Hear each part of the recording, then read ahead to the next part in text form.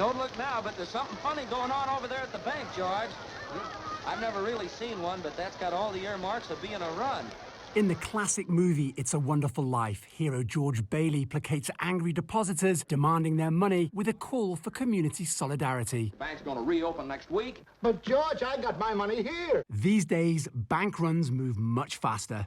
Nerve-wracking. A little nerve-wracking. A little scared. When Silicon Valley Bank in the US collapsed in early March, depositors withdrew some $42 billion in just one day. Social media and banking apps accelerating what's been called the first digital age bank run that mostly happened well away from these modest lines of customers. But if bank failures and the runs on deposits are nothing new, the speed of them is. Shares of Washington Mutual plunged. In 2008, Washington Mutual Bank collapsed during the global financial crisis, but it took 9 days for customers to pull a relatively modest $16.7 billion. In 1931, John Poole, the president of the Federal American National Bank, appeared on the window ledge of its headquarters here in Washington, D.C. to reassure panicked customers their money was safe. But amid the onset of the Great Depression, bank customers across the country were pulling their money out. And in 1933, this bank closed for good, and Poole was totally bankrupted.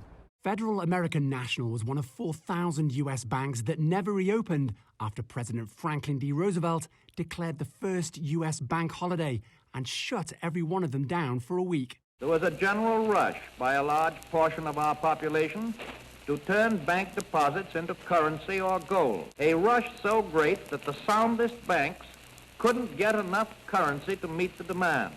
A chance for authorities to assess which banks had enough liquidity to reopen and which didn't.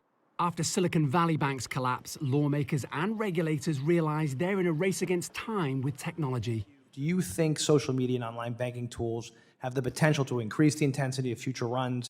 Those are new risks that challenge the banking system and the financial system, and are those that we'll definitely need to be considering. But regulators admit they've yet to devise a strategy that addresses the speed of digital communications and transactions for the next time a bank's troubles go viral, and there's no George Bailey to help them out. Bingo! We made it! Owen Fairclough, CGTN, Washington.